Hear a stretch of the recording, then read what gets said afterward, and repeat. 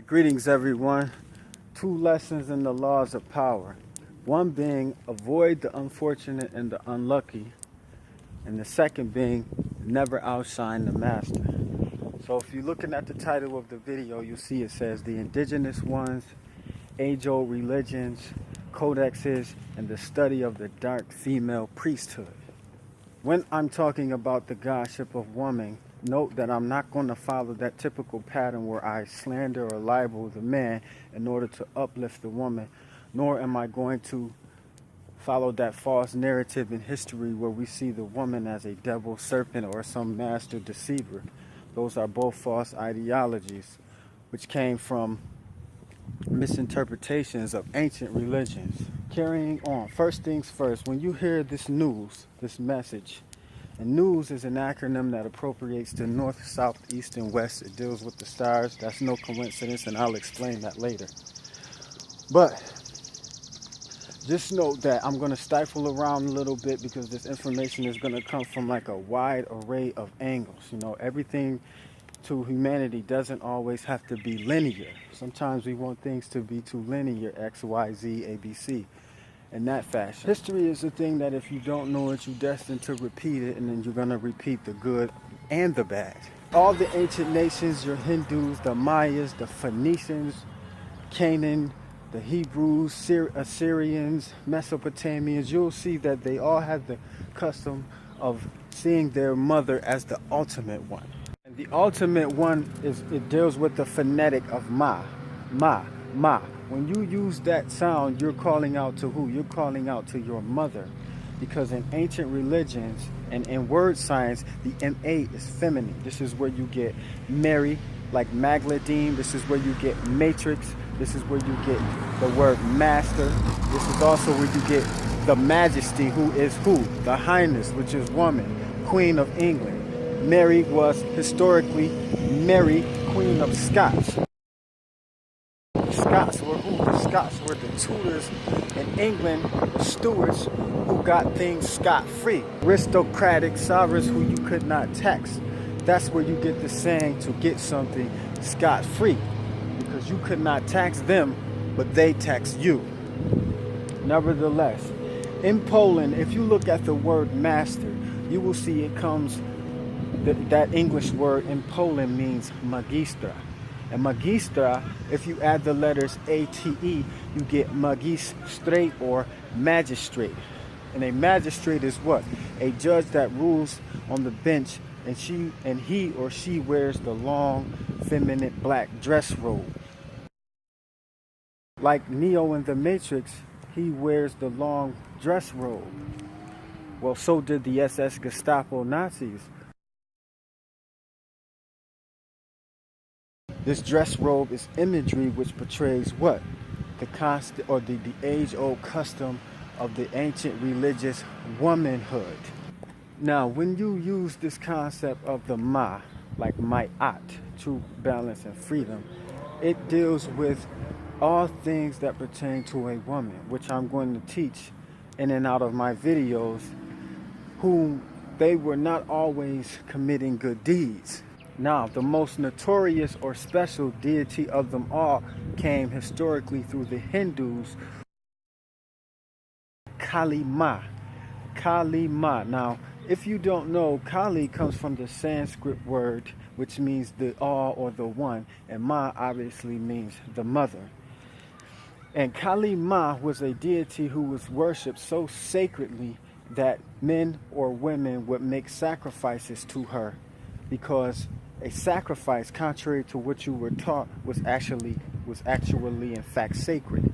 This is why you can see the word sacred and sacrifice. So look it up. Study the word sacrifice, you'll see it says sacred, because it was an act of unselfishness, selflessness, like a monk, for you to give a sacrifice to the woman, not the man. So if you know anything of Hollywood movies and theater, if you watched the Indiana Jones movies, what was done at the Temple of Doom? If you remember the scene where the priest, he went before the man who sacrificed himself, he ripped his heart out and And in ripping his heart out, what did he chant? He called out to the god Kali Ma.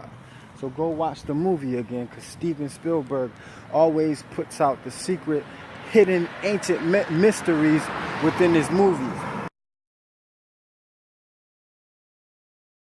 Because he studies this, he knows this all too well. Now, we all want to go back to the indigenous ways, right? Well, here's some side knowledge. If you study the old codexes of the Indians in America, you will see that they are portrayed ripping the heart out of those who made the sacrifice. They were, quote unquote, in Judaism, giving their heart to the Lord.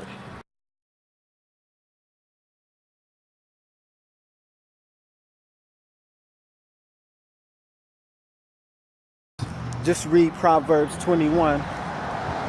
You'll see that it reads, men think their ways are right, but it's the Lord that weighs your heart. The heart was a symbolic organ that was always used in the underworld, specifically in Egypt with Ma'at. She weighed your heart on the scales of justice. Remember, Ma'at dealt with the 42 laws. But carrying on, when you look at history in time, you cannot always nitpick with it and take what you want. You have to tell the story as it was, not how you want it to be. So back to the indigenous ones. Now, tying of the knot in the marriage. Marriage is M-A.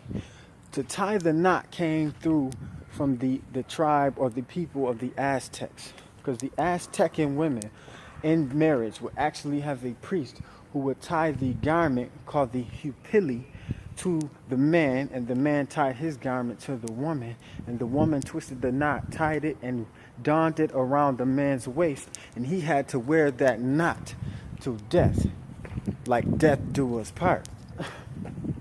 So how many want to go back to the indigenous ways? Now, these acts of sacrifice were almost like gifts. And if you look at the word gift, gift means poison in Sweden. Like when you give someone a drink, they drink the poison. But the gift always came with the curse, like Jay-Z would say. This is what brings forth the word of a gift horse, right? So what's this concept of the horse and the gift? Well, we all know that you don't want to be too high up on your horse, right? Because you'll get a gift. And a gift horse was in the mafia, was the severed head of a horse that was laid in the bed. And that message came from the old Greeks, the wars between the Trojans and the Greeks. The Trojan horse was a gift that was given to the Romans by the Greeks, because when they lost the war in those times, different nations always gave gifts to their victors. So they could not penetrate the Roman Empire. So what the Greeks did was they hid men inside a huge wooden Trojan horse, which breached the security of the Romans. And when the Romans opened their gates, the Greeks emerged with swords and axes, battle axes, and, well, you know, the rest is history. So this is the concept of a gift horse. And the mob, they always gifted you a real nice present, didn't they? It'd be a chopped head of a horse. Because the mafiosos, the boss, he could always just point his finger and you'd be whacked at no cost. Because that's what a gift horse is. It's your downfall, or something that you can obtain at no cost. But it does have a price, because there's no free lunch in this world. So don't be too high up on the horse. Now, when we're talking about animals and symbols, historically in all the ancient religions, there was animals that were relative to philosophy, like the animal kingdom. And the kingdom, which many don't know, is the embodiment of the stars. This is why the most relevant star that you will find in antiquity is the dog star. And the dog star is what you call Canis Major. It's called Canis because dog in language is relative to canine. Canine can be seen in the word Canis Major. And Canis Major is Sirius. Sirius means to scorch, like an athlete who's serious about winning, he scorches you. So the three most prominent scorching stars in the sky are the three stars of Orion's belt, which are aligned over the three pyramids in Giza.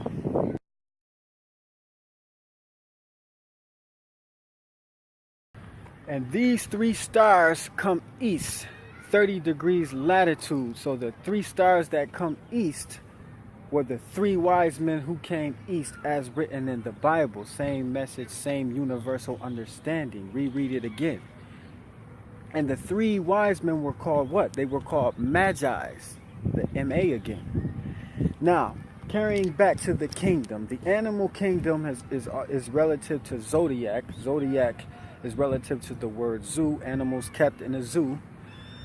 Constellations in the sky resemble animals. One being the dog star. Now back to the dogs. In Egypt, the preserver of the underworld was symbolically portrayed with a dog head. Anubis was their first embalmer. And Anubis afforded men the luxury of protection with the dog. They stood guard. They were guardians in the underworld. This is why you refer to them as guard dogs. Because guard dogs could always lead the way of the Aztec. The Aztec called them the Techichi. And this was a dog that was burned, scorched, and buried in the tombs of their rulers, because the dog was to lead the way during the afterlife.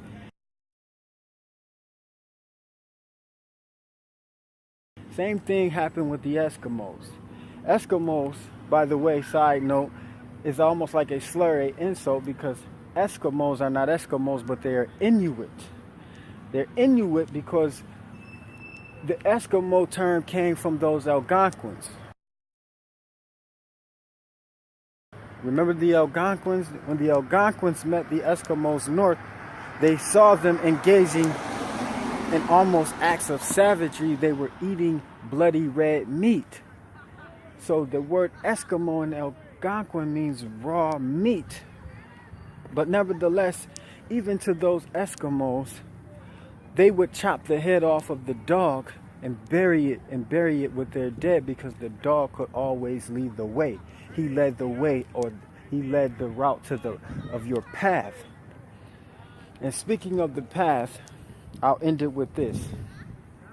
The path is relative, always in relation to stars. This is why I told you about the news. News means north, east, west, and south, the four corners.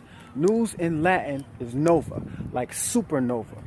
So this message I brought forth is super news. And let it go to all four corners of this earth. So like, comment, and subscribe.